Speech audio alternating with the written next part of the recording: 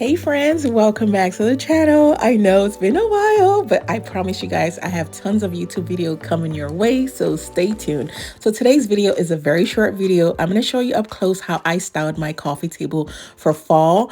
I'm starting off with some coffee table books and of course this planter bowl that I got from Walmart during the summertime. I added some pumpkins into it.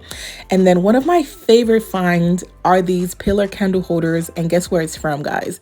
It is from Walmart. You could definitely have affordable decor from Walmart that looks beautiful. And then I'm adding this beautiful floral arrangement to tie in the color, and it really goes well with the space. I love how it looks with the fireplace. Oh my gosh, this is definitely giving fall vibes. What do you think? Let me know in the comments down below. And then here's a closer look at how I styled a side table. And of course, we had to add throw pillows. That faux fur one is also from Walmart, guys. You could definitely decorate your home for fall on a budget. And I will link all of the items that I got from Walmart down in my description box if you want to check it out. So what do you guys think about this fall vibe? I absolutely love it. I feel like it's giving cozy fall vibes. It's not quite fall yet, but it's fall in my house right now.